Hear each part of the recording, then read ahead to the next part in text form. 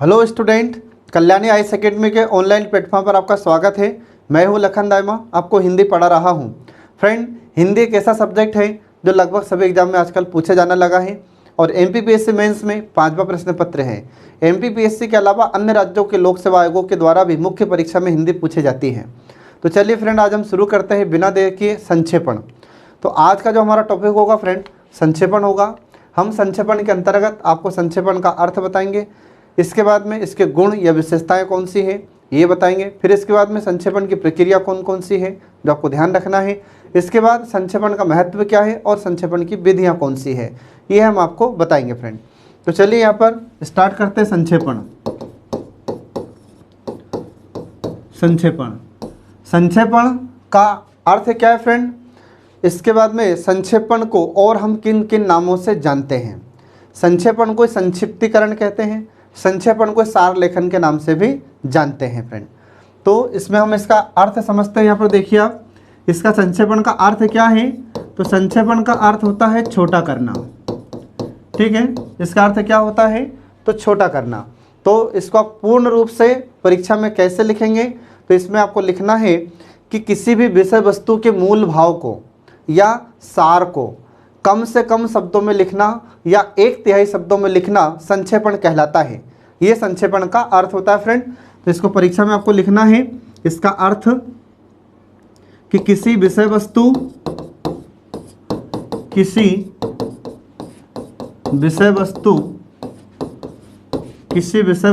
के मूल भाव, किसी विषय वस्तु के मूल भाव को कम से कम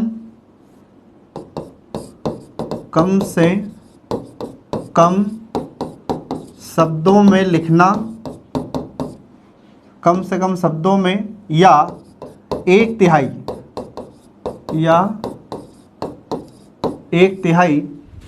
शब्दों में लिखना, 1/3 शब्दों में लिखना संक्षेपण कहलाता है। ये संक्षेपण का अर्थ होता है फ्रेंड। आपको याद रखना है, यदि आपसे परीक्षा में पूछा जाता है कि संक्षेपण का अर्थ क्या है, तो ये संक्षेपण का अर्थ आपको लिखना होगा। आ रहा समझ में। तो इसमें क्या होता है, एक पैराग्राफ आपको दिया जाएगा और उस पैराग्राफ को ध्यानपूर्वक पढ़कर आपको उसका 1/3 संक्षेपण करना होता है। जितने भी शब्द सीमा है उन शब्द सीमा का आपको 1/3 संक्षेपण करना होता है फ्रेंड। ठीक है, तो इसमें आप शुरू करते हैं इसके गुण। तो यहाँ पर ये इसका अर्थ हुआ फ्रेंड। तो आई होप आप लोग इसका अर्थ ठीक से समझ गए होंगे। ठीक है, तो आप लोग ध्यान रखना, जैसे हमने आपको बताया है ऐसे आपको परीक्षा में लिखना भी है, क्योंकि कई बार परीक्षाओं में इसका संक्षेपण का अर्थ भी पूछ लिया जाता है कि संक्षेपण किसे कहते हैं। ठीक है, अब इसके बाद देखिए संक्षेपण के गुण या इसकी विशेषताएं। तो संक्षेपण के गुण या विशेषताएं कौन कौन सी है ये देखिए। इसमें संक्षेपण की विशेषताएं, संक्षेपण की विशेषताएं। तो संक्षेपण की विशेषताएं कौन कौन सी होती है फ्रेंड, ये आपको ध्यान रखना है। तो इसमें कुछ प्रमुख विशेषताएं हैं जिनके बारे में आपसे परीक्षा में पूछा गया है और आगामी परीक्षाओं में पूछने की संभावनाएं अधिक है। ठीक है, तो जो उत्कृष्ट संक्षेपण होता है उसकी कुछ विशेषताएं होती है फ्रेंड। ठीक है, तो कौन कौन सी विशेषताएं होती हैं वो यहाँ पर देखिए।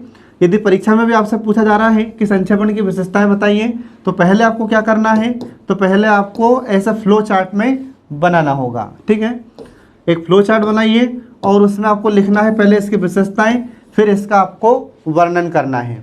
ठीक है, तो पहले यहाँ पर देखिए इसमें इसकी विशेषताएं कौन कौन सी होती हैं। तो पहला देखिए इसमें संक्षेपण की विशेषताओं में पहला हो जाता है पूर्णता। पहली विशेषता है संक्षेपण की पूर्णता।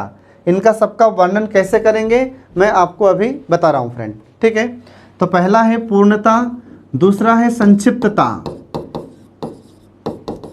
दूसरा है संक्षिप्तता, तीसरा है स्पष्टता, चौथा है सरलता। ठीक है, पांचवा है भाषा की शुद्धता। ठीक है, भाषा की शुद्धता। ठीक है। और लास्ट है प्रवाह और क्रमबद्धता या क्रमबद्धता, प्रवाह या क्रमबद्धता।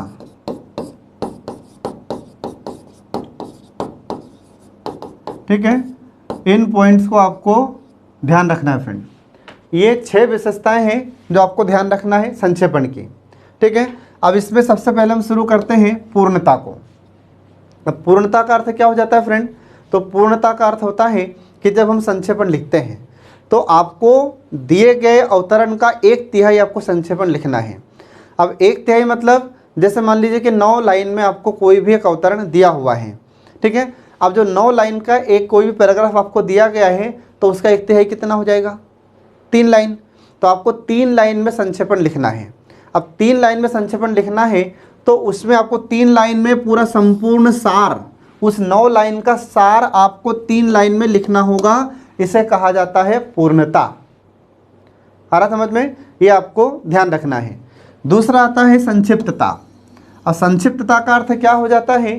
तो संक्षिप्तता का अर्थ होता है फ्रेंड छोटा करना है, ये संक्षिप्तता का अर्थ है। लेकिन आप जिन शब्दों का उपयोग कर रहे हैं वो सार्थक होना चाहिए।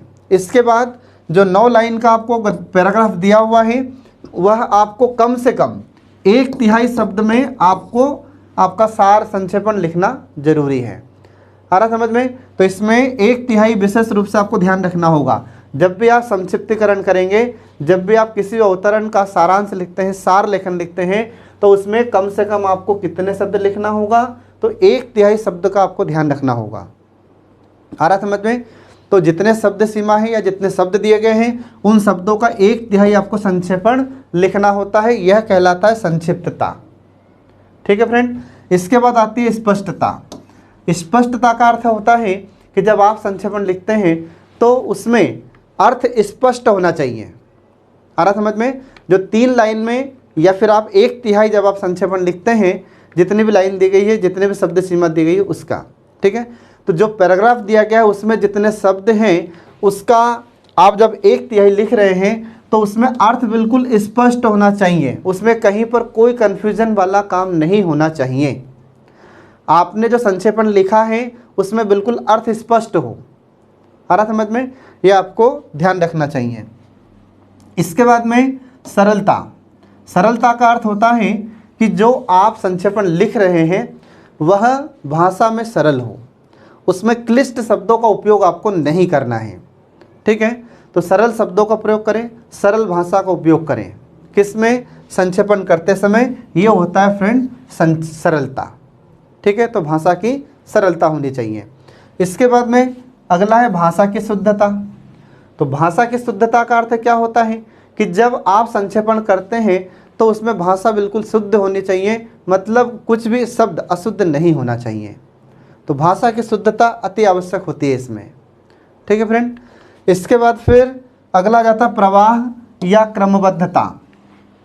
तो जब हम संक्षेपण लिखते हैं तो उसमें संक्षेपण का जो प्रवाह है या क्रमबद्धता है वह टूटना नहीं चाहिए, क्योंकि क्रमबद्धता से ही, प्रवाह से ही संक्षेपण निखरता है। ठीक है फ्रेंड, ये आपको ध्यान रखना चाहिए। तो इस प्रकार से यहाँ पर यह संक्षेपण की विशेषता समाप्त हो जाती है। ठीक है, तो इन विशेषताओं के बारे में हमने आपको बताया है। अब इसके बाद हम आपको बता रहे हैं कि संक्षेपण की प्रक्रिया कौन कौन सी होती है। जब आप संक्षेपण करते हैं, जब आप संक्षेपण लिखते हैं तो आपको कौन कौन सी प्रक्रिया से गुजरना चाहिए वो हम आपको यहाँ पर बता रहे हैं। अब तो देखिए इसमें आगे संक्षेपण की प्रक्रिया। संक्षेपण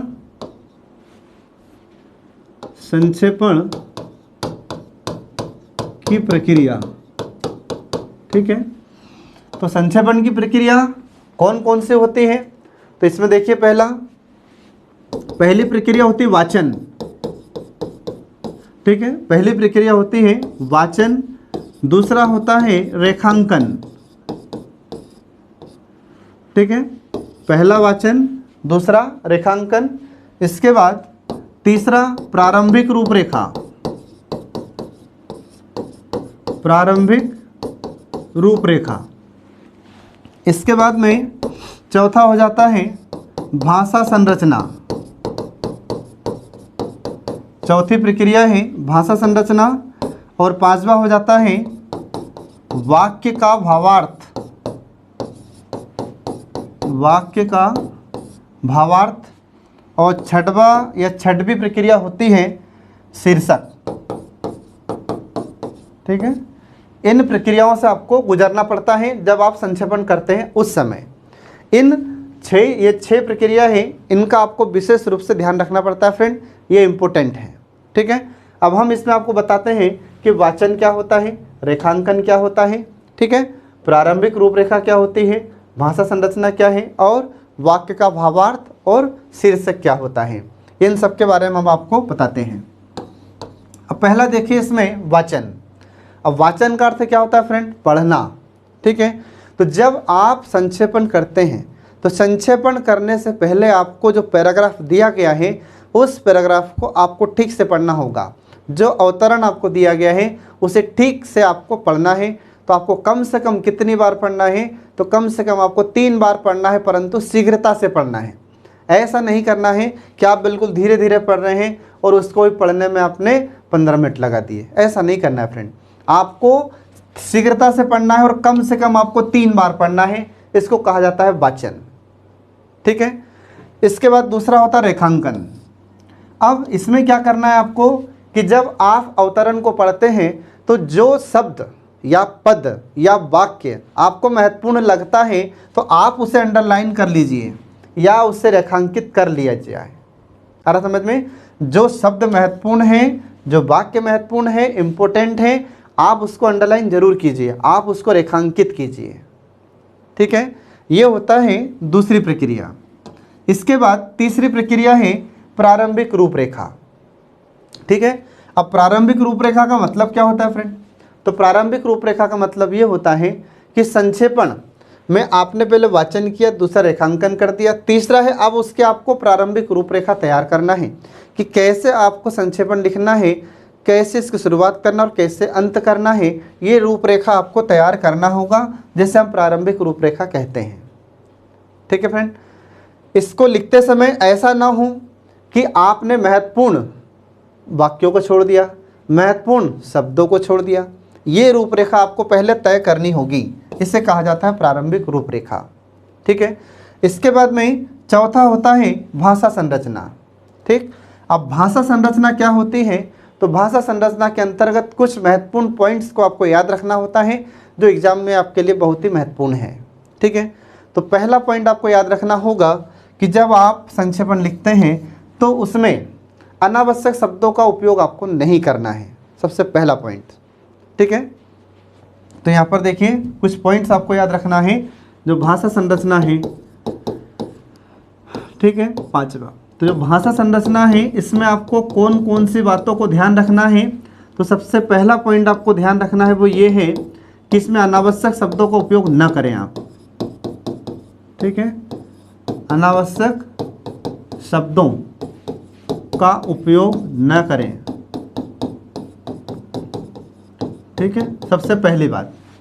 तो जहां पर जो शब्द आवश्यक है सिर्फ उसी का आपको उपयोग करना है, जहां पर जो वाक्य आवश्यक है उसी का उपयोग आपको करना है। अनावश्यक शब्दों का न तो उपयोग करना है और न ही वाक्यों का उपयोग करना है। ठीक है फ्रेंड, ये आपको ध्यान रखना है। इसके बाद दूसरा होता है कि शब्द सीमा का अवश्य पालन करें। अब शब्द सीमा का पालन मतलब, शब्द सीमा मतलब कि 1/3। ठीक है, जो शब्द सीमा होती है वो कितनी होती है? 1/3। ठीक है, तो 1/3 शब्द सीमा या 1/3 शब्दों की सीमा का पालन करें। ठीक है, यह आपको ध्यान रखना होगा। तो शब्द सीमा या 1/3 शब्दों की सीमा का पालन अवश्य करें आप। मतलब आपको कितने शब्द लिखना है? आपको 1/3 शब्द ही लिखना है। जो अवतरण आपको दिया गया है उसमें जितने शब्द हैं उसका आपको 1/3 ही लिखना है, इससे ज़्यादा नहीं लिखना है। ठीक है फ्रेंड, इसके बाद फिर इसे में आपको याद रखना है कि जब संक्षेपण आप करते हैं तो संक्षेपण करते समय सामासिक पदों का उपयोग करें। सामासिक पदों का उपयोग करना चाहिए। आ रहा समझ फ्रेंड, ये आपको ध्यान रखना चाहिए। अब सामासिक पद का मतलब क्या है, तो जब हमने आपको समास पढ़ाया था तो उस समय आपको बहुत सारे सामासिक पदों के बारे में बताया था। जैसे अपन बोलते हैं कमल के समान नयन, तो इसके स्थान पर आपको कमल नयन लिखना है। इसके बाद में फिर जैसे दशानन, ठीक है, ये सामासिक पद होता है। अब इसमें हम कहें कि 10 मुख है जिसके, तो इसके स्थान पर आपको क्या लिखना है, सिर्फ दशानन लिखना है। आ रहा समझ में।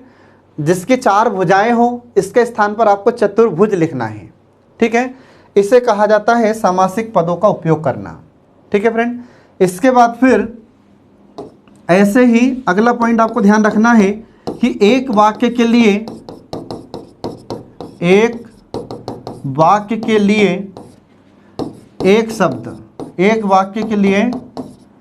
शब्द का उपयोग करना चाहिए। एक वाक्य के लिए एक शब्द का उपयोग करना चाहिए फ्रेंड। ठीक है, इसका मतलब क्या हुआ, इसका मतलब हुआ कि एक वाक्य न लिखते हुए उसके स्थान पर आपको एक शब्द का उपयोग करना है। ठीक है, अब उदाहरण में आपको बताता हूं कि जैसे ईश्वर को मानने वाला, इसके लिए एक शब्द क्या होगा, आस्तिक शब्द होता है इसके लिए। ठीक है, तो हम इस प्रकार के वाक्य को न लिखते हुए हम ये न लिखें कि ईश्वर को मानने वाला, ये वाक्य न लिखते हुए आपको सिर्फ एक शब्द का उपयोग करना है, उसका है आस्तिक। ऐसे ही जो ईश्वर को ना मानता हो उसे नास्तिक कहते हैं। तो ऐसे एक वाक्य के स्थान पर आपको एक शब्द का उपयोग करना है फ्रेंड। ठीक है, इसमें आपको विशेष ध्यान रखना है। इसके बाद में फिर और क्या करना है आपको, तो और आपको इसमें विराम चिन्ह का उपयोग करना है। ठीक है, विराम चिन्ह का उपयोग करना चाहिए। ठीक है फ्रेंड, ये आपको ध्यान रखना है। विराम चिन्ह, अब आप विराम चिन्ह तो समझते ही हैं, हमने आपको विराम चिन्ह का एक अलग से विस्तार में टॉपिक को पढ़ाया है, तो आप हमारे जो पिछले लेक्चर्स है उसमें विराम चिन्ह का पूरा टॉपिक पढ़ सकते हैं। ठीक है, तो जब हम संक्षेपण करते हैं तो उस समय ये विराम चिन्ह का उपयोग करना बहुत ज़रूरी है फ्रेंड। इससे हमारी शब्द सीमा का पालन होता है, इससे हमारे शब्द बचते हैं। आ रहा समझ में। आप जैसे मान लीजिए कोई वाक्य लिख रहे हैं, बार बार होता है, था, थी, थे, बार बार जो शब्द आ रहे हैं, इनके स्थान पर आप विराम चिन्ह लगाकर उसको लिखिए, तो इसमें आपके शब्द बचेंगे। ठीक है, इसका आपको ध्यान रखना है फ्रेंड। तो इस प्रकार से हमने आपको यहाँ पर ये भाषा संरचना संबंधित कुछ महत्वपूर्ण तथ्य आपको बताए हैं। ठीक है, तो संक्षेपण को लिखते समय आपको इन पॉइंट्स को विशेष रूप से ध्यान रखना होगा। ठीक है, अब इसके बाद देखिए अगला, ये चौथा था सॉरी। अब देखिए इसके बाद अगला आ जाता है वाक्यों का भावार्थ। ठीक है, अगली प्रक्रिया है वाक्यों का भावार्थ। ठीक है, अब इसका मतलब क्या होता है फ्रेंड, वाक्यों का भावार्थ। तो इसका मतलब ये होता है कि अवतरण में जो वाक्य दिए हुए हैं, अगर आपको वाक्य बदल कर लिखना है, लेकिन ध्यान रखना आप वाक्य के शब्द बदल सकते हैं परंतु उसका जो अर्थ है उसको आप बदल नहीं सकते। ठीक है, उसका जो मूल भाव है, उसका जो केंद्रीय भाव है, आप उसे बदल नहीं सकते। आप चाहें कैसे भी शब्द का इस्तेमाल करें, लेकिन उसका जो केंद्रीय भाव है वो आपके संक्षेपण में स्पष्ट झलकना चाहिए। ठीक है, ये आपको ध्यान रखना फ्रेंड। ये होता है वाक्य का भावार्थ। तो जब आप संक्षेपण करते हैं और उस समय जो वाक्य लिखते हैं, तो भले ही आप अवतरण का थोड़ा रूप बदल सकते हैं, ठीक है, उसमें शब्दों का परिवर्तन कर सकते हैं, परंतु आपके संक्षेपण में अवतरण का या जो दिया हुआ है पैराग्राफ आपको, उसका बिल्कुल मूल भाव आपके वाक्यांश में, आपके संक्षेपण में झलकना चाहिए। ठीक है, ये आपको ध्यान रखना है फ्रेंड। इसके बाद फिर लास्ट इसमें आता है प्रक्रिया शीर्षक। ठीक है, अब शीर्षक जब आप संक्षेपण लिखते हैं तो जो अवतरण आपको दिया गया था उसका एक शीर्षक लिखना आपको अंत में ज़रूरी होगा। ठीक है फ्रेंड, तो ये आपको ध्यान रखना है। तो इस प्रकार से यहाँ पर संक्षेपण की प्रक्रिया भी समाप्त हो जाती है। अब इसके बाद में हम आपको बताते हैं कि संक्षेपण का महत्व क्या है। ठीक है, अगला देखिए इसमें संक्षेपण का महत्व। ठीक है, महत्व। ठीक है, तो जो महत्व लिखा जाता है उसमें ध्यान रखना फ्रेंड, हमेशा एक और आधा त होता है। लेकिन हम क्या करते हैं, हम सिर्फ एक ही आधा त लगाते हैं जो कि अशुद्ध होता है। महत्व में हमेशा 2 आधे त होते हैं, ये उसका शुद्ध रूप है। ठीक है, ज़्यादातर लोगों को आपने देखा होगा सिर्फ एक ही आधा त लगाते हैं। ठीक है, तो आपको हमेशा 2 आधे त लगाना है, ये महत्व का शुद्ध रूप होता है। अब देखिए इसमें संक्षेपण का महत्व क्या है। ठीक है, तो संक्षेपण का महत्व देखिए इसमें पहला, तो संक्षेपण का पहला महत्व होता है फ्रेंड कि हमारे सरकारी कार्यालयों, इसके बाद में या कोई भी शासकीय कार्यालय होता है या सरकारी कार्यालय होता है, इसके बाद हमारा मंत्रालय होता है। ठीक है, तो इन सभी में हमको संक्षेपण की आवश्यकता होती है, क्योंकि हमारे मंत्रालय, हमारे विभाग, हमारे शासकीय कार्यालय दिन प्रतिदिन में बहुत सारे कार्य करते हैं। अब बहुत सारे कार्य करते हैं तो उनके पास समय कम होता है, इसलिए हमें संक्षेपण की आवश्यकता होती है। ठीक है फ्रेंड, तो इसमें आपको ध्यान रखना है इसका महत्व क्या है, ये इसकी आवश्यकता क्यों है। तो आपको ध्यान रखना है कि मंत्रालय, ठीक है, मंत्रालय, विभाग और सरकारी प्रतिष्ठानों, सरकारी प्रतिष्ठानों में इसकी आवश्यकता होती है। ठीक है, अब ये कैसे, तो हम देखते हैं जैसे मंत्रालयों में कार्य होता है, विभागों में कार्य होता है, हमारे जो सरकारी प्रतिष्ठान हैं इसमें भी कार्य किया जाता है। तो अब इनमें जो प्रतिवेदन आता है तो उनको संक्षेप में लिखना जरूरी होता है, तो वहाँ पर भी इसकी आवश्यकता होती है फ्रेंड। ठीक है, दूसरा क्या है, तो दूसरा हो जाता है कि मंत्री, इसके बाद सचिव, मंत्री, सचिव और उच्चाधिकारी,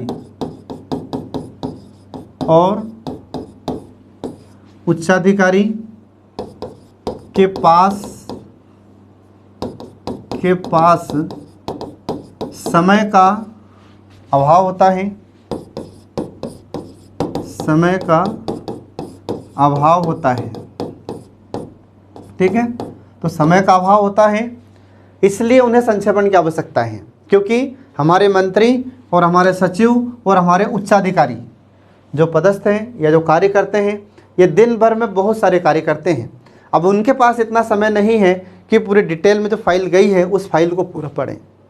ठीक है, अब जो पूरी फाइल गई तो क्या पूरी फाइल को पढ़ना आसान है क्या, नहीं है, तो इसलिए उन्हें संक्षेपण की आवश्यकता होती है। ठीक है, ये आपको ध्यान रखना है फ्रेंड। इसके बाद फिर अभाव होता है। ठीक है, इसके बाद फिर अगला देखिए इसमें कि सरकार के द्वारा कुछ समिति और आयोग गठित किए जाते हैं और ये समिति और आयोग अपना प्रतिवेदन अधिक शब्दों में पेश करते हैं या प्रस्तुत करते हैं। तो इन समय भी या इन समिति और आयोगों के द्वारा दी गई रिपोर्ट या प्रतिवेदन के लिए भी संक्षेपण की आवश्यकता होती है। ठीक है, तो आपको ध्यान रखना है। तो सरकार द्वारा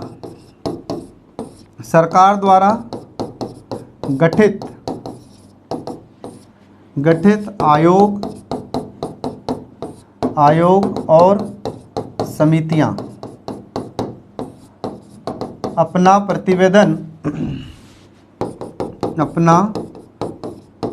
प्रतिवेदन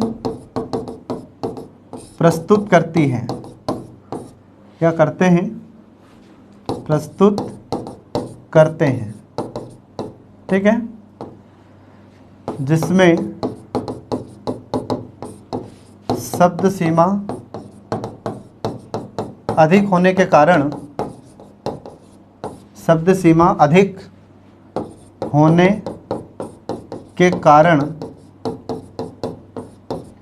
संक्षेपण जरूरी होता है। ठीक है फ्रेंड, तो ये आपको इसमें ध्यान रखना है। ठीक है, अब सरकार के द्वारा समितियों का गठन किया जाता है, आयोग का गठन किया जाता है। तो ये आयोग और समितियां जब रिपोर्ट पेश करते हैं, प्रतिवेदन पेश करते हैं सरकार के समक्ष, तो इनके प्रतिवेदन, इनकी रिपोर्ट कई शब्दों में रहती है। ठीक है, तो शब्दों की तो बात छोड़िए, कई पेज में रहती है, कभी 1000 पेज में, कभी 500 पेज में, कभी 400 पेज में। तो क्या 400 पेज, 700 पेज, 1100 पेज पढ़ना हमारे मंत्रियों के लिए, हमारे अधिकारियों के लिए इतना संभव है क्या? नहीं पढ़ सकते, इतना पेज नहीं पढ़ सकते ये, तो फिर इसलिए संक्षेपण की आवश्यकता होती है फ्रेंड। ठीक है, तो ये संक्षेपण का महत्व है जो आपको परीक्षा में लिखना है। एग्जाम में इससे क्वेश्चन पूछा गया है। ठीक है, और आगामी परीक्षाओं में आपसे पूछा जाता है, तो हमने आपको यहाँ पर जो इसका महत्व बताया है ये आपको ऐसा का ऐसा ही परीक्षा में लिखना है फ्रेंड। ठीक है, तो ये हुआ संक्षेपण का महत्व। अब इसके बाद देखिए संक्षेपण की विधियाँ। ठीक है, अब आगे देखिए इसमें संक्षेपण की विधियाँ। संक्षेपण की विधियाँ, अब संक्षेपण की कौन कौन सी विधियाँ होती है फ्रेंड, ये आपको ध्यान रखना है।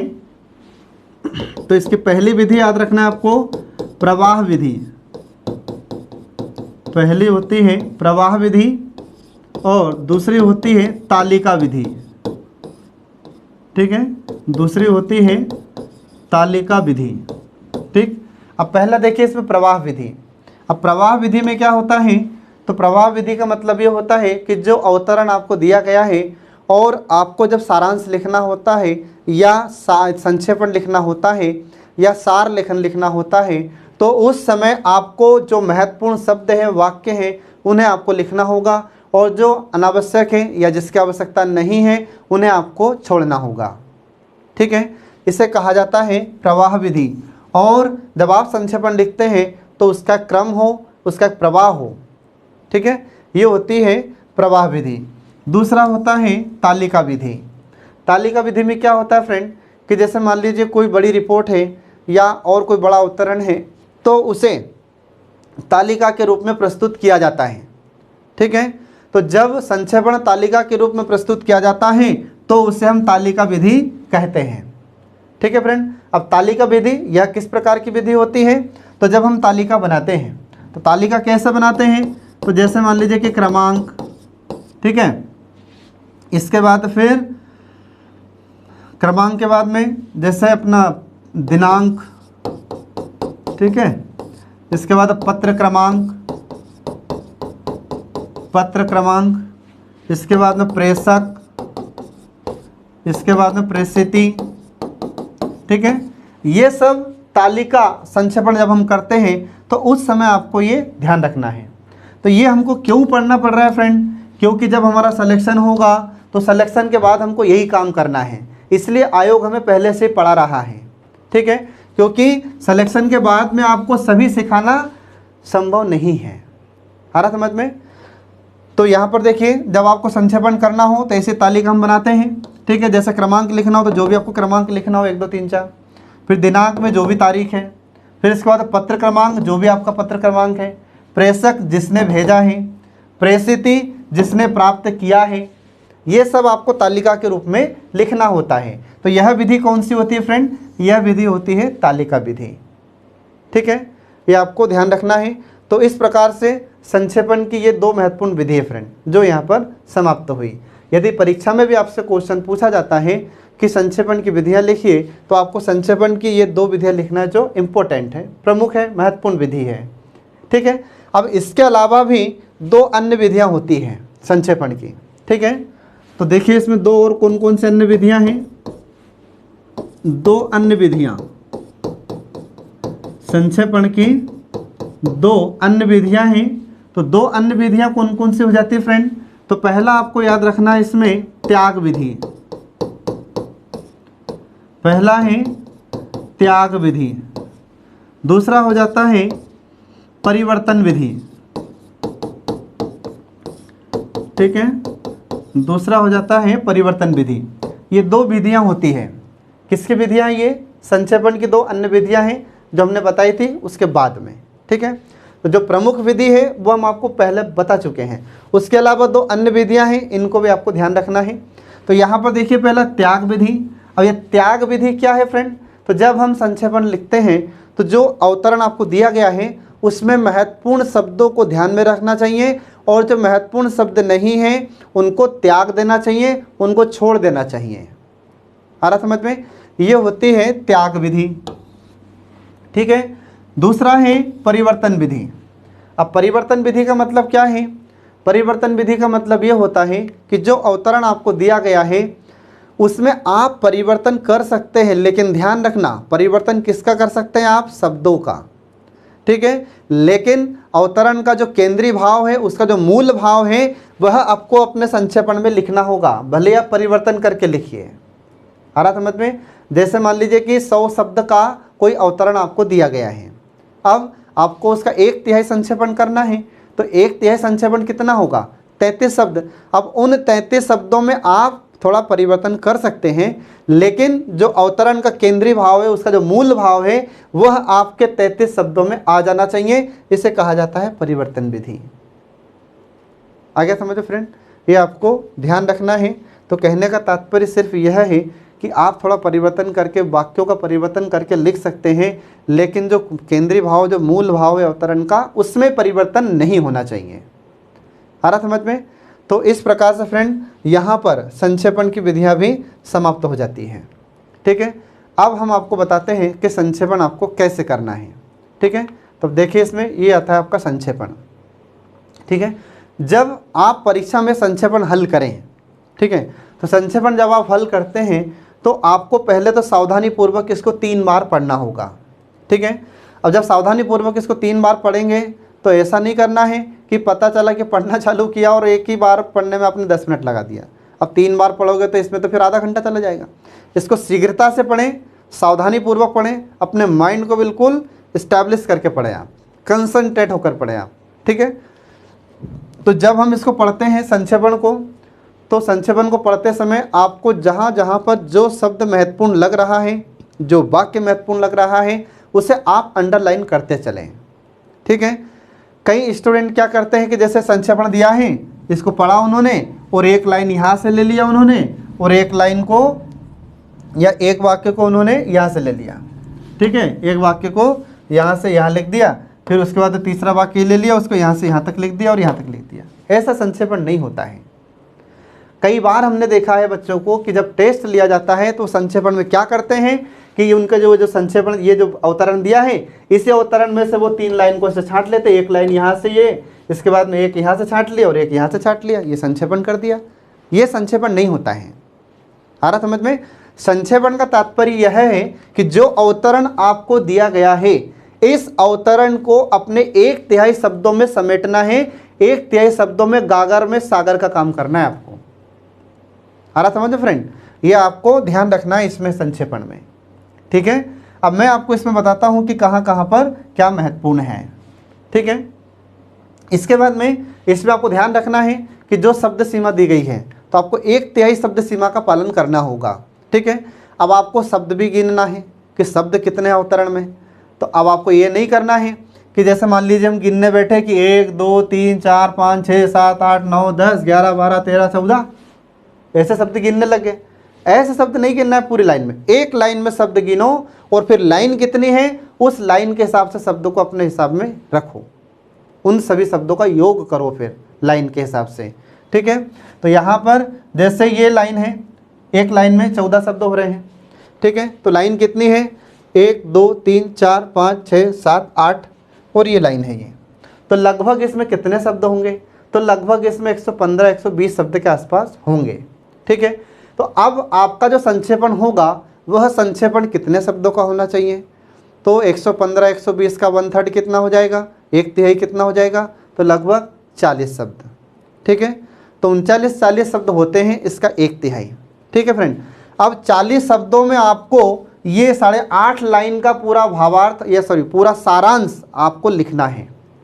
आ रहा समझ में। 1/3 शब्दों में ये इतनी लाइन का पूरा सारांश आपको लिखना होगा। इन सभी लाइनों का सारांश आपके 1/3 शब्दों में 1/3 लाइन में आ जाना चाहिए। ये संक्षेपण का मतलब होता है। आ रहा समझ में। इसको पूरा एक बार पढ़कर अपने दिमाग में सोचो कि हम इसका 1/3 संक्षेपण कैसे करेंगे, ठीक है। संक्षेपण में ऐसी गलती कभी मत करना जो मैंने आपको पहले बताई है कि एक लाइन इसके यहाँ से ये लिख दी, एक लाइन इसके यहाँ से लिख दी और एक लाइन इसके यहाँ से लिख दिया। ऐसा संक्षेपण नहीं होता है फ्रेंड, ठीक है। इसमें नंबर बिल्कुल नहीं मिलेंगे आपको। पहले इसको पूरा पढ़ो और पढ़ने के बाद अपने दिमाग में इसकी थीम बना लो कि अपने को क्या क्या लिखना है, ठीक है। अगर किसी वाक्य में आपको एक वाक्य के स्थान पर एक शब्द का यदि आप उपयोग कर सकते हैं तो वहाँ पर एक शब्द का उपयोग कीजिए, ठीक है। तो चलिए इसमें शुरू करते हैं कि कैसे आपको संक्षेपण करना है। देखिए अब इसमें लिखा है कि राष्ट्रीयता के विकास के लिए भाषा एक महत्वपूर्ण तत्व है। ठीक है, ये एक लाइन हुई। फिर भाषा ही एक ऐसा साधन है जिसके द्वारा मनुष्य और मानव समुदाय अपने भावों को एक दूसरे के सामने प्रकट करते हैं। अब अपने को लग रहा है कि यार यहाँ पर ये इम्पोर्टेंट है, आ रहा समझ में? यहाँ पर हमको लगा कि यार ये वाक्य इम्पोर्टेंट है, महत्वपूर्ण है, तो हमने इसको यहाँ पर अंडरलाइन कर लिया। आ रहा समझ में? ये हमने इसको अंडरलाइन कर दिया। तो ऐसे आपको भी परीक्षा में करना होगा कि जहाँ पर आपको जो वाक्य इंपॉर्टेंट लग रहा है, शब्द महत्वपूर्ण लग रहा है, उसे आपको क्या करना है, ऐसे अंडरलाइन करना है फ्रेंड। ठीक है, इसके बाद जिस प्रकार पहाड़, नदी तथा समुद्र मनुष्य, जैसे जिस प्रकार पहाड़, नदी तथा समुद्र मनुष्य के आपस में मिलने जुलने में रुकावट पैदा करते हैं, वैसे ही भाषा की भिन्नता मनुष्यों में पारस्परिक संबंध स्थापित करने में बाधक होती है। ठीक है, मनुष्य के विभिन्न समुदायों के अपने अपने आदर्श, विचार, अपने अपने भावनाएं होती हैं। ठीक है, तो यहाँ पर क्या करना है आपको, तो मनुष्य के विभिन्न समुदायों, अपने अपने आदर्श, विचार, अपनी भावनाएं होती है, इसको अंडरलाइन कर लीजिए आप। इसके बाद जिनकी अभिव्यक्ति भाषा द्वारा होती है। ठीक है, इसके बाद फिर संगीत और साहित्य की अभिव्यक्ति का साधन भी भाषा ही है। भाषा एक ऐसा साधन है जिससे मनुष्य एक दूसरे के समीप आते हैं और घनिष्ठता स्थापित करते हैं, या इससे घनिष्ठता स्थापित होती है। ठीक है, ये संक्षेपण हुआ फ्रेंड। अब जहाँ जहाँ पर जो इम्पोर्टेंट है उसको हमने अंडरलाइन कर लिया है। ठीक है, अब इसे आपको परीक्षा में कैसा लिखना होगा, तो अब इस पूरे अवतरण को आपको 1/3 शब्दों में समेटना है। 1/3 शब्दों में इसका पूरा सारांश आपको लिखना है, ये आपको ध्यान रखना है फ्रेंड। ठीक है, अब हमने इसमें एक बार पढ़ा। ठीक है, आप कम से कम 2 से 3 बार परीक्षा में ज़रूर पढ़ना। ठीक है, इसके बाद जहाँ जहाँ पर जो ज़रूरी है उसका आप अंडरलाइन कर लीजिए, उसको आप रेखांकित कर लीजिए। ठीक है, अब इसके बाद में इसको कैसे लिखना है, तो यहाँ पर आप देखिए। ठीक है,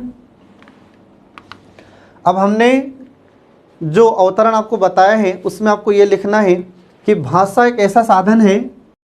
तो जैसे हमने ये संक्षेपण लिखा, ठीक है, अब इसमें आपको लिखना है आगे।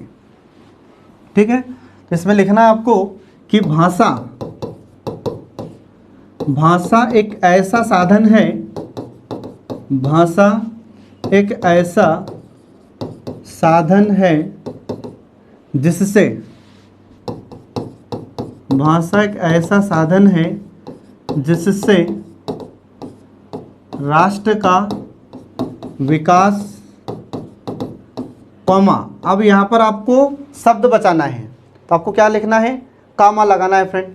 ठीक है, तो राष्ट्र का विकास, कामा, व्यक्तियों, ठीक है, व्यक्तियों के बीच विचारों का विनिमय होता है। ठीक है, भाषा की भिन्नता के कारण, भाषा की भिन्नता के कारण पारस्परिक संबंध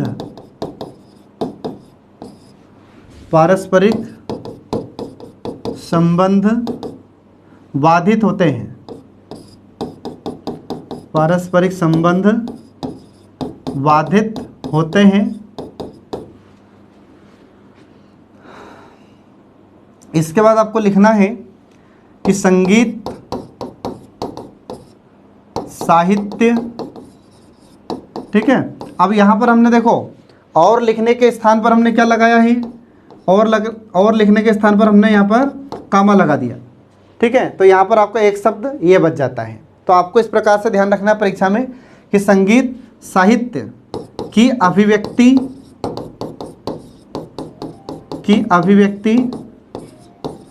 आसान होती है।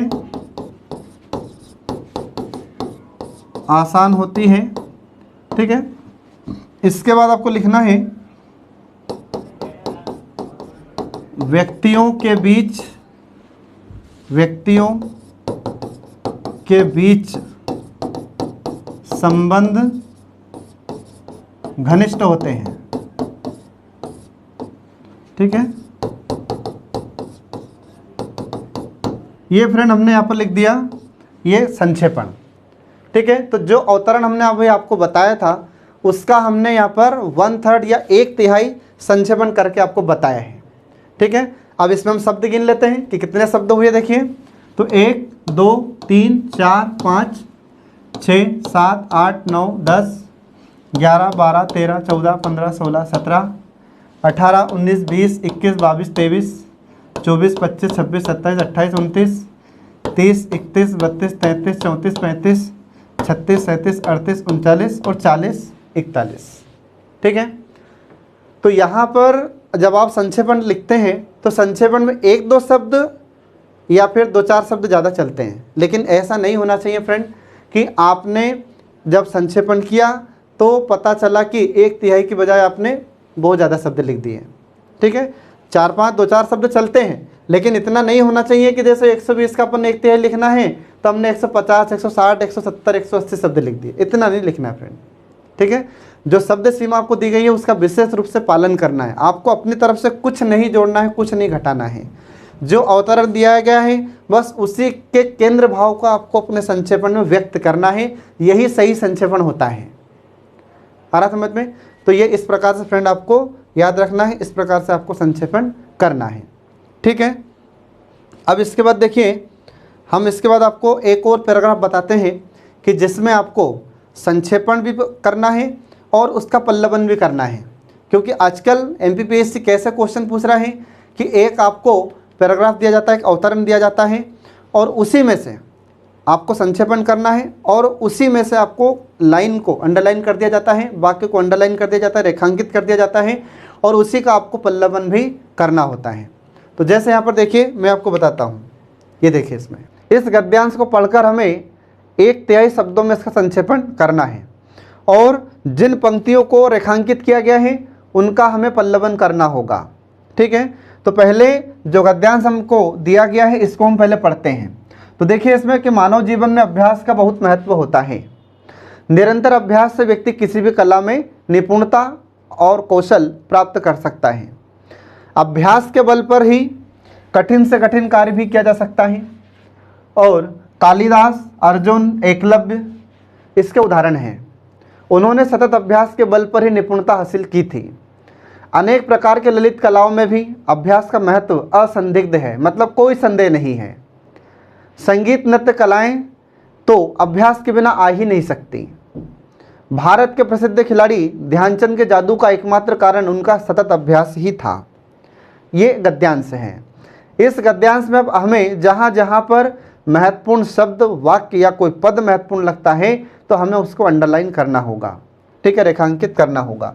तो हमें लगा कि यहाँ पर ये इम्पोर्टेंट है, मतलब जीवन में अभ्यास का बहुत महत्व है।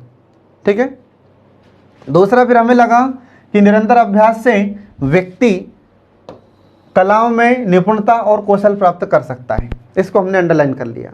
फिर इसके बाद में अभ्यास के बल पर ही कठिन से कठिन कार्य को भी सरल बनाया जा सकता है, इसको हमने अंडरलाइन कर लिया।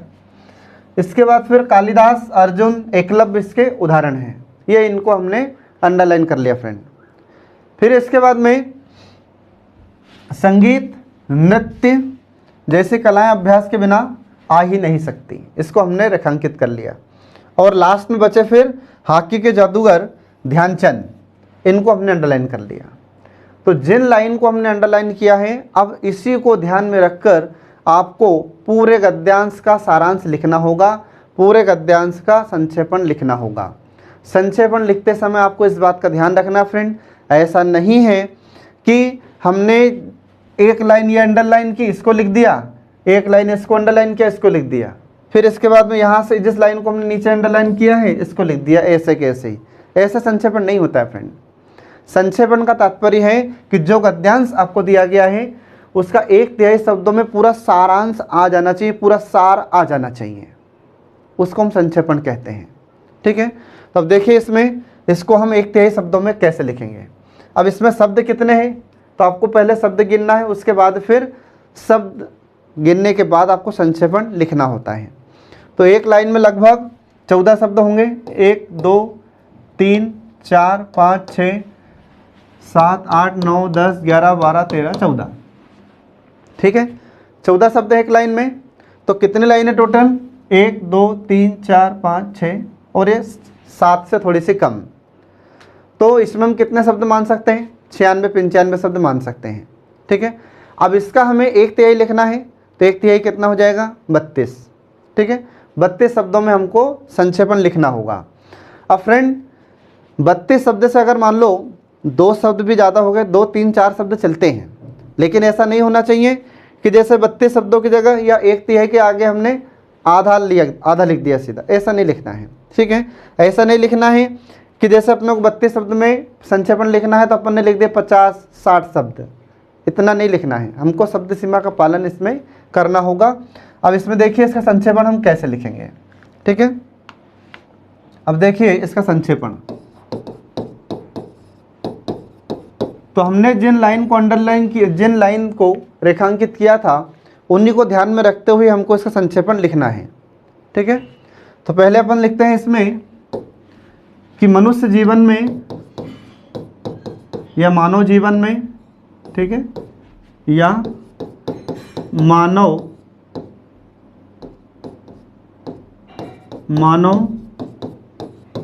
जीवन में, मानव जीवन में अभ्यास से या मानव जीवन में निरंतर अभ्यास से, ऐसा लिख सकते हैं आप, मानव जीवन में निरंतर अभ्यास से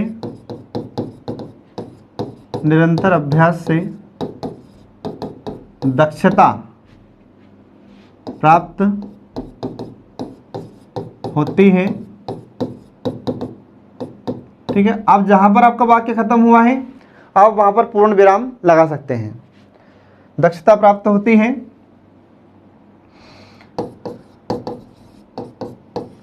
कठिन से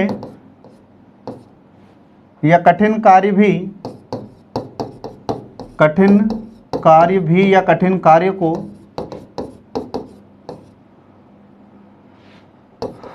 सरल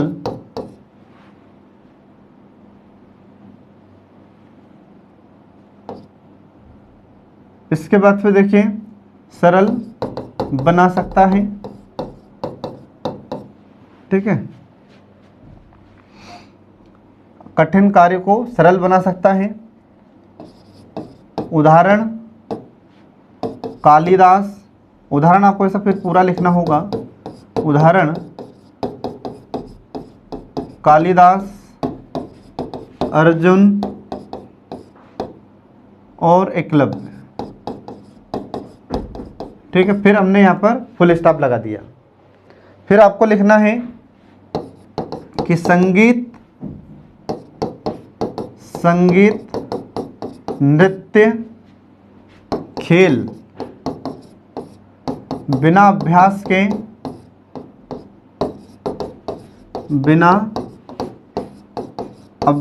के असंभव है, ठीक है, बिना अभ्यास के असंभव है। उसके बाद फिर आपको लिखना है मेजर ध्यानचंद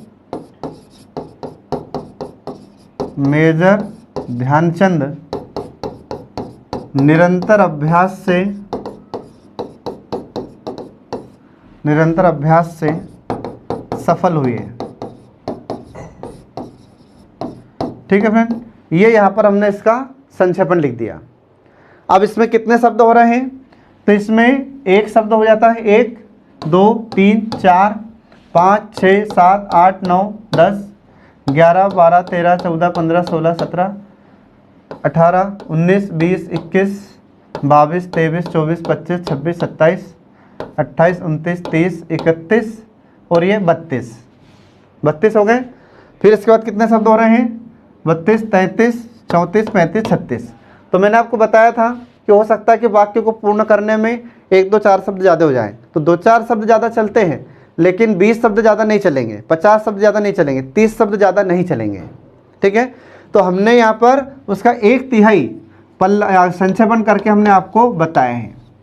तो जो शब्द है, जितने शब्द आपको दिए गए गद्यांश में, उसका 1/3 ही संक्षेपण आपको करना है फ्रेंड। ये आपको विशेष रूप से याद रखना होगा, ठीक है।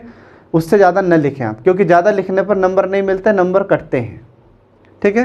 तो इसमें आपको ध्यान रखना है फ्रेंड। तो इस प्रकार से हमने आपको यहाँ पर ये संक्षेपण करके बताए हैं। तो संक्षेपण करते समय आपको कुछ बातों को ध्यान रखना है जो मैं आपको पहले बता चुका हूँ, ठीक है फ्रेंड। तो इस प्रकार से संक्षेपण करना आसान है, सरल है, बशर्ते कि आप नियमों को ध्यान में रखते हुए संक्षेपण करें, ठीक है। अब इसके बाद देखिए फ्रेंड, हम अब से शुरू करते हैं पल्लवन, ठीक है। तो यहाँ पर आपका संक्षेपण का टॉपिक समाप्त हो जाता है। अब हम शुरू कर रहे हैं पल्लवन, ठीक है। अब पल्लवन किसे कहा जाता है, ये देखिए आप, पल्लवन, ठीक है। अब पल्लवन किसे कहा जाता है, तो किसी भी पंक्ति का विस्तार करना पल्लवन कहलाता है। तो जो भी आपको पंक्ति दी जाती है, कोई भी पंक्ति दी गई है, कोई उक्ति दी गई है, उसका जब हम विस्तार करते हैं तो उसी को हम पल्लवन कहते हैं। पल्लवन को अन्य नामों से जाना जाता है, ठीक है। तो इसके क्या क्या नाम होते हैं, और तो इसके अन्य नाम आपको याद रखना है, या ठीक है, अन्य नाम। तो इसी को हम पल्लवन को वृद्धिकरण भी कहते हैं, वृद्धिकरण भी कहते हैं। इसके बाद में भाव विस्तार भी कहते हैं। इसके बाद फिर विशदीकरण, विशदीकरण भी इसे कहा जाता है, ठीक है फ्रेंड। पल्लवन को इतने नामों से जाना जाता है।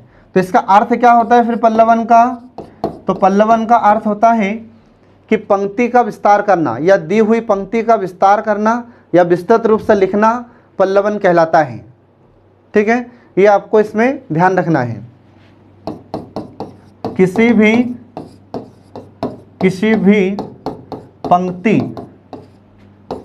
भी पंक्ति का विस्तार करना या विस्तृत रूप में लिखना पल्लवन कहलाता है। आप एक तो इस प्रकार से ऐसा याद रख सकते हैं, या फिर एक और इसके हम आपको परिभाषा बताते हैं, तो वो भी आप याद रख सकते हैं। दोनों में से आपको जो सरल लगे आप उसे याद रख सकते हैं, ठीक है। तो दूसरा है कि किसी विषय वस्तु का विस्तार करना या विस्तृत रूप से लिखना, किसी विषय वस्तु का विस्तार करना या उसे विस्तृत रूप से लिखना, या उसे विस्तृत रूप से लिखना पल्लवन कहलाता है। ये पल्लवन के अर्थ हैं। इनमें से आपको जो सरल लगे फ्रेंड आप ये याद रख सकते हैं या ये याद रख सकते हैं। दोनों में से जो आपको सरल लगे आप याद रख सकते हैं। तो पल्लवन का मतलब क्या होता है, तो पल्लवन का मतलब होता है कि जो भी पंक्ति आपको दी जाएगी उसको विस्तार में लिखना है, उसका विस्तृत रूप आपको लिखना है, पल्लवन कहलाता है, ठीक है। तो अब इसमें अपने को क्या क्या बातें ध्यान रखना होगा, पल्लवन में हमें क्या करना चाहिए, ये अब आपको हम बताते हैं, ठीक है। अब देखिए इसमें आगे,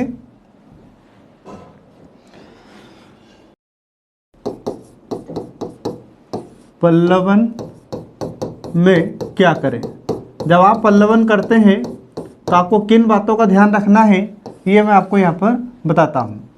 तो यहाँ पर देखिए पहले कि पल्लवन में क्या करना चाहिए।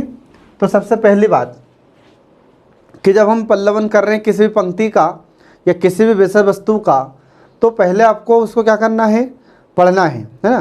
पढ़ने के बाद उसका अर्थ स्पष्ट करना है कि वास्तव में उसका अर्थ है क्या। तो पहला पॉइंट आपको ध्यान रखना है कि एक या दो पंक्ति में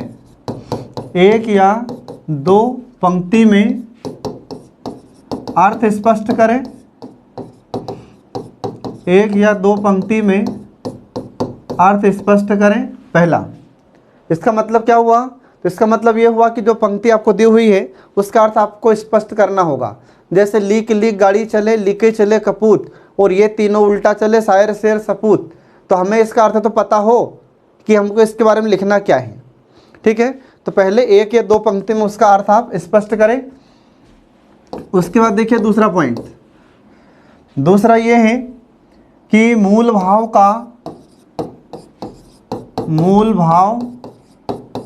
का विस्तार करें।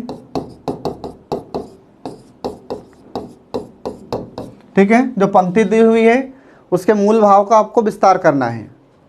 इसके बाद फिर तीसरा आपको ध्यान रखना है कि किसी लेखक या विचारक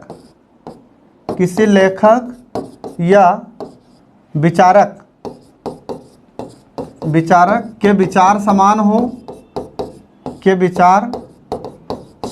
हो तो लिखें, तो उन्हें लिखें। क्या लिखना है फ्रेंड आपको? तो जैसे हमको जो पंक्ति दी हुई है, ठीक है, तो जो पंक्ति आपको दी गई है तो उसमें और लेखक के विचारों में अगर समानता है तो आप उन्हें यहाँ पर लिख सकते हैं।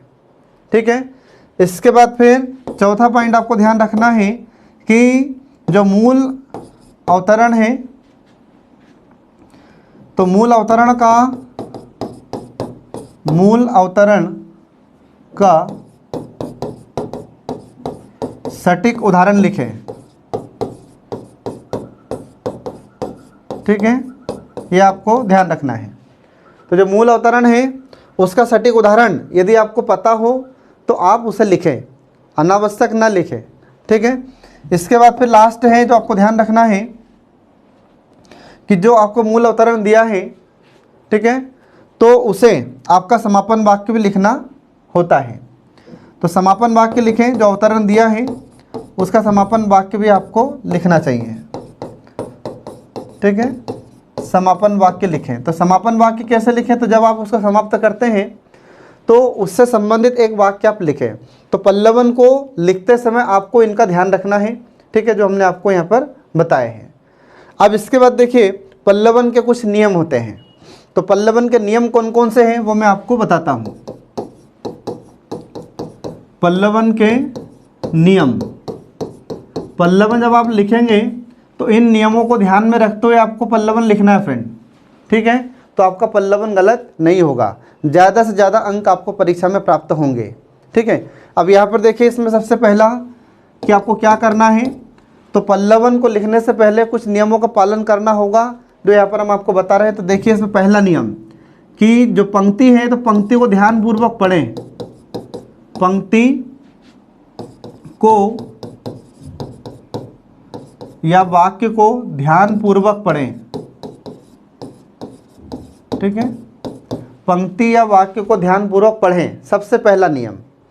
दूसरा नियम यह है कि पल्लवन की रूपरेखा तय करें, पल्लवन की रूपरेखा तैयार करें कि उसको लिखना कैसे है, ये आपको उसमें ध्यान रखना है। ठीक है फ्रेंड, ये दूसरा नियम हुआ। इसके बाद तीसरा नियम ये है कि जब आप पल्लवन लिखते हैं तो पल्लवन लिखते समय अनावश्यक शब्दों का उपयोग ना करें। अनावश्यक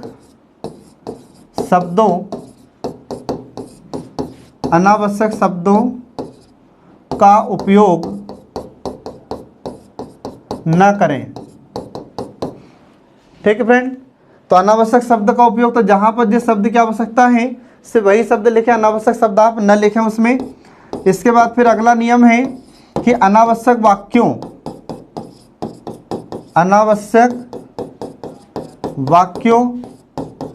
को न लिखें। तो जहां पर जिस वाक्य की आवश्यकता है सिर्फ वही वाक्य आपको लिखना है, अनावश्यक वाक्य आपको बिल्कुल नहीं लिखना है फ्रेंड। ठीक है, इसके बाद फिर अगला है कि शब्द सीमा का पालन करें, शब्द सीमा का पालन करें।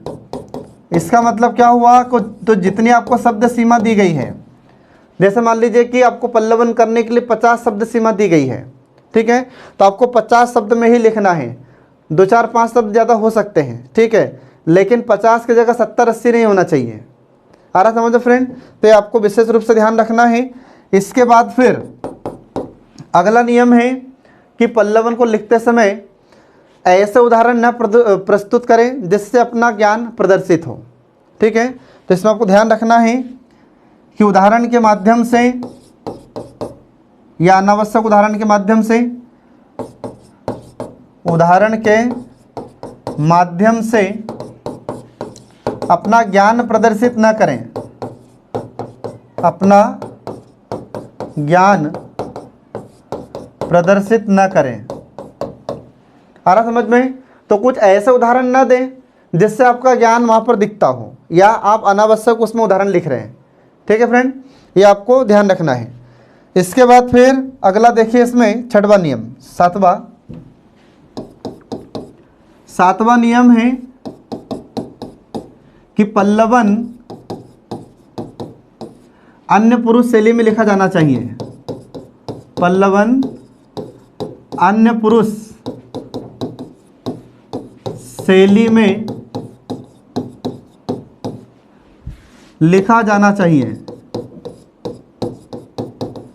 उत्तम पुरुष शैली में कभी भी आपको पल्लवन नहीं लिखना चाहिए। आ रहा समझ फ्रेंड? तो पल्लवन अन्य पुरुष शैली में लिखा जाना चाहिए, इसका मतलब क्या हुआ? अब अन्य पुरुष का मतलब क्या है? तो जब हमने आपको सर्वनाम पढ़ाया था तो उस समय पुरुषवाचक सर्वनाम के हमने आपको 3 प्रकार बताए थे, उत्तम पुरुष, मध्यम पुरुष, अन्य पुरुष। उत्तम पुरुष में क्या होता है कि जब लेखक अपने खुद के बारे में बताता है, बोलता है, ठीक है, तो उसको हम उत्तम पुरुष कहते हैं। मध्यम पुरुष में श्रोता या सुनने वालों के लिए जिन शब्दों का प्रयोग किया जाता है उन्हें मध्यम पुरुष कहते हैं। अन्य पुरुष किसे कहा जाता है? तो जो कोई तीसरा व्यक्ति होता है, श्रोता के अलावा जो तीसरा व्यक्ति होगा, उसके लिए जिन सर्वनामों का प्रयोग करते हैं तो उसे हम अन्य पुरुष कहते हैं। ठीक है फ्रेंड, अब अन्य पुरुष यहाँ पर किस प्रकार के शब्दों का उपयोग किया जाता है अन्य पुरुष के लिए? उन्हें, उनको, उन्होंने, उनसे। आ रहा समझ में?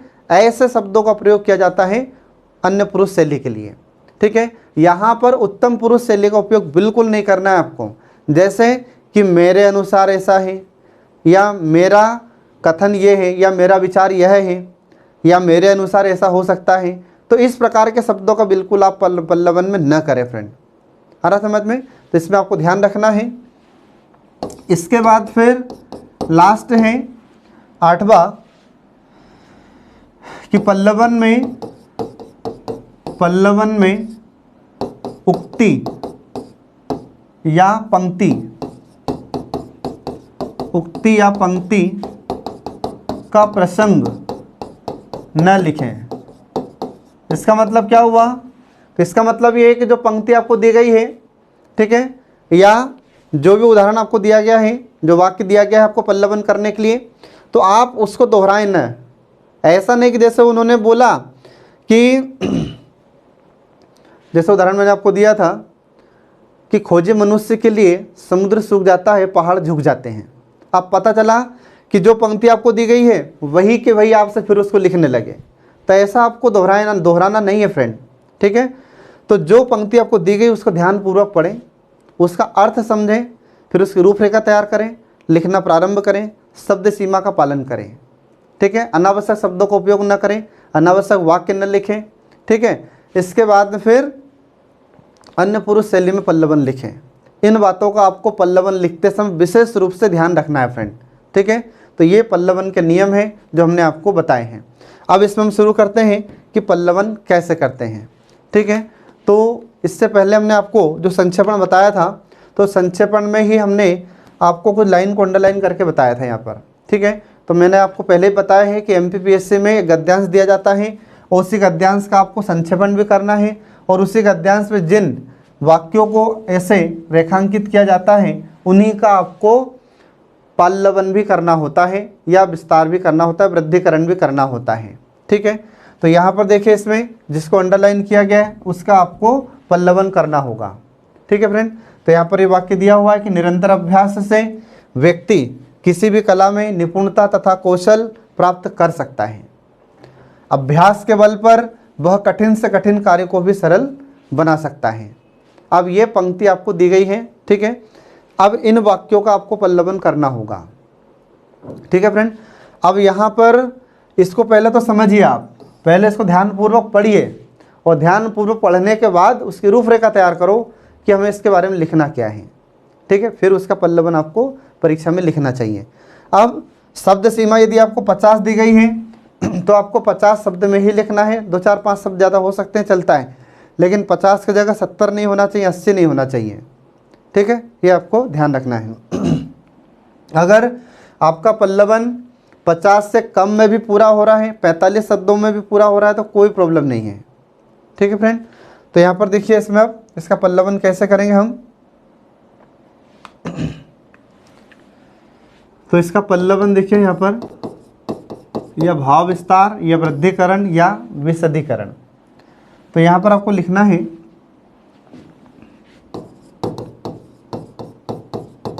अभ्यास सबसे बड़ा गुरु होता है। अभ्यास सबसे बड़ा गुरु होता है। अभ्यास सबसे बड़ा गुरु होता है। निरंतर अभ्यास से निरंतर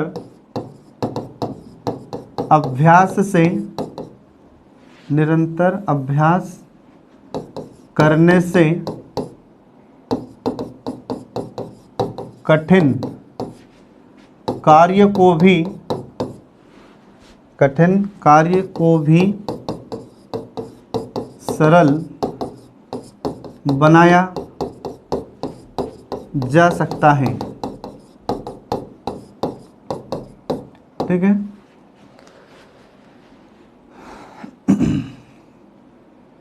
किसी भी क्षेत्र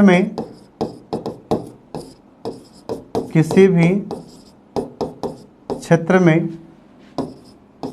उपलब्धि प्राप्त करने के लिए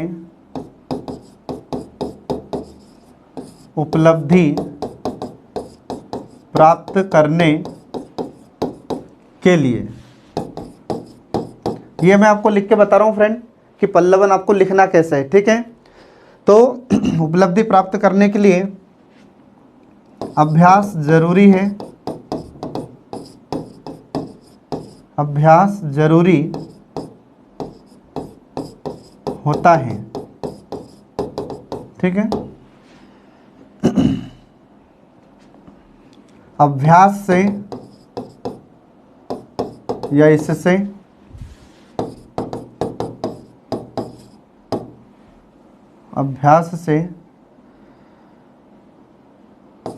कौशल प्राप्त होता है। इसके लिए एक पंक्ति है जो आपको ध्यान रखना है। तो लास्ट में जब आप इसका समापन करते हैं तो लास्ट में समापन में आपको लिखना है कि अतः यह सत्य है कि करत करत अभ्यास के जड़मति होत सुजान। करत करत अभ्यास के जड़मति होत सुजान। ठीक है फ्रेंड, तो जब आप समापन करें तो आपको इस प्रकार से समापन करना होगा। अब इसमें शब्द हम गिन लेते हैं, कितने शब्द हो गए हैं। तो 1 2 3 4 5 6 7 8 9 10 11 12 13 14 15 16 17 18 19 20 21 22 23 24 25 26 27 28 29 30 31 32 33 34 35 36 37 38 39 40 41 42 43 44 45 46 47 48। ठीक है फ्रेंड, अगर 2 शब्द कम भी हैं या 2 4 शब्द ज़्यादा भी हैं और इतने में आपका पल्लवन पूर्ण हो चुका है तो आप उसको वहीं पर समाप्त कर दें। ठीक है, अनावश्यक शब्दों का उपयोग बिल्कुल न करें आप। तो यहाँ पर हमने आपको लिखकर बताया है। ठीक है, ये पल्लवन होता है। इस प्रकार से आपको पल्लवन लिखना होगा फ्रेंड। अगर पंक्ति से संबंधित आपको कोई उदाहरण अगर समझ में आ रहा है या आपको याद है तो आप उसके समापन वाक्य में लिख सकते हैं। ठीक है, तो ये ऐसे आपको पल्लवन लिखना है फ्रेंड परीक्षा में भी। तो इसमें ज़्यादा से ज़्यादा अंक आपको प्राप्त होंगे, ये मैं आपको इस बात का विश्वास दिलाता हूँ। ठीक है फ्रेंड, तो यहाँ पर ये पल्लवन हुआ। अब इसके बाद में कभी कभी क्या होता है कि हमें MPPSC ऐसा उदाहरण न देते हुए, जैसे हमने आपको गद्यांश बताया है, गद्यांश के संक्षेपण पूछ लिया और उसी गद्यांश में पंक्तियों को अंडरलाइन कर दिया, ठीक है, और उसका फिर उन्होंने पल्लवन पूछ लिया। कभी कभी क्या होता है कि अलग से पंक्ति दे दिया जाता है आपको, ठीक है, इस प्रकार से आपको पंक्ति दे दी जाएगी और आपसे कहा जाएगा कि इन पंक्तियों का पल्लवन कीजिए। आ रहा समझ में? तो अब यहाँ पर हमने आपको एक पंक्ति बताई है कि होनहार बीरवान के होत चीकने पात, ठीक है। अब इसका पल्लवन हमें करना है फ्रेंड। तो पल्लवन करते समय पहले हमको ध्यान रखना है कि इसका अर्थ क्या है। पहले तो आपको ये समझ में आना चाहिए कि ये जो पंक्ति लिखी है इसका अर्थ क्या है, इसका हमें अर्थ पता होना चाहिए, ठीक है। तो पहले तो ध्यानपूर्वक पढ़ो, 2-3 वाक्य में इसका अर्थ निकालो, ठीक है, फिर उसके बाद में इसको लिखना प्रारंभ करो, ठीक है। तो इसको हम कैसे लिखेंगे? तो इसमें आपको लिखना है जैसे पल्लवन, ठीक है। इसका पल्लवन जब हम लिखते हैं तो आगे लिखना है, अब इसका अर्थ अपने को पता होना चाहिए कि चिकने पात का मतलब क्या है, चिकने पत्ते, और होनहार वीरवान के मतलब कि जो वीर होने वाले होते हैं या जो महान बनने वाले होते हैं उनके लक्षण बचपन में ही हमको दिख जाते हैं। आ रहा समझ फ्रेंड? तो इसका तात्पर्य क्या हुआ कि जो पेड़ अच्छा होता है तो उसके लक्षण तो बचपन में दिख जाते। क्यों? क्योंकि उसके जो पत्ते चिकने होते हैं, तो चिकने पत्तों को देखकर यह अनुमान लगाया जा सकता है कि वृक्ष या पेड़ कैसे होगा या कैसे बनेगा। ठीक ऐसे ही जो होनहार व्यक्ति होते हैं उनके लक्षण बचपन में ही दिख जाते हैं। जैसे बड़े बड़े साहित्यकार, वैज्ञानिक, इंजीनियर, डॉक्टर्स जो होते हैं, इसके बाद स्वतंत्रता सेनानी थे, इनके लक्षण बचपन में ही दिखने शुरू हो गए थे। उदाहरण के लिए महात्मा गांधी के लक्षण बचपन में ही दिख गए थे कि आने वाले समय में ये एक महान व्यक्ति बनेंगे, ठीक है। तो इस प्रकार से आपको ये पल्लवन करना होगा फ्रेंड, ठीक है। तो मैं इसमें आपको लिखकर बताता हूँ कि कैसे लिखना है, ठीक है।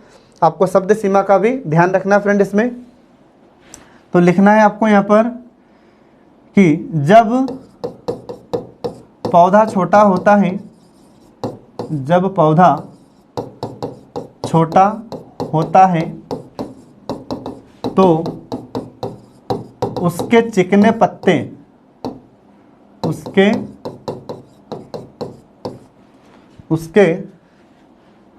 चिकने पत्ते को देखकर या चिकने पत्तों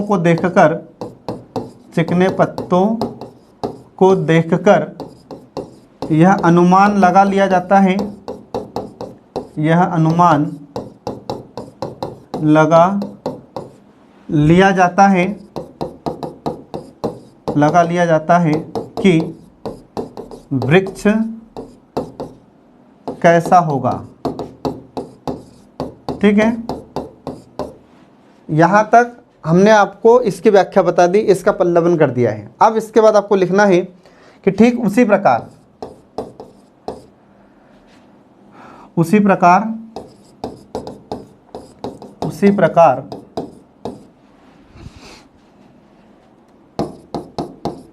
जो व्यक्ति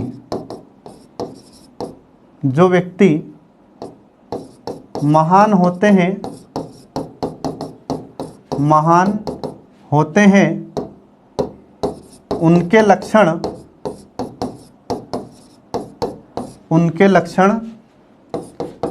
बचपन में ही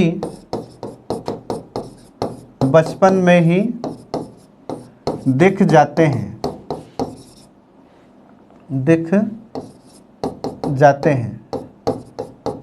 जैसे महात्मा गांधी,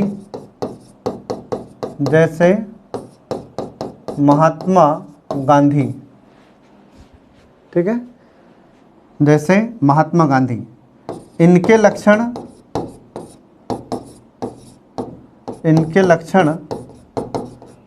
बचपन में ही दिख गए थे, ठीक है। अब इसके बाद देखिए इसमें शब्द कितने हो गए, शब्दों को गिनते हैं पहले। तो 1 2 3 4 5 6 7 8 9 10 11 12 13 14 15 16 17 18 19 20 21 22 23 24, 25, 26, 27, 28, 29, 30, 31, 32, 33, 34, 35, 36, 37, 38, 39, 40, 41, 42, 43, 44, 45, 46, 47। ठीक है, ये 47 शब्दों में हमारा पल्लवन पूरा हुआ। ठीक है फ्रेंड, 50 भी नहीं हुए। तो इस प्रकार फ्रेंड हम देखते हैं कि हमारा पल्लवन और संक्षेपण का टॉपिक समाप्त हुआ और इसी के साथ आज हमारा हिंदी विषय भी समाप्त होता है फ्रेंड। तो देखते रहिए हमारे कल्याणी IAS अकेडमी के सभी वीडियोस जो आपकी परीक्षा में सफलता का मार्ग प्रशस्त करते हैं और आपको सफल कराने में महत्वपूर्ण भूमिका अदा करते हैं। Thanks for watching.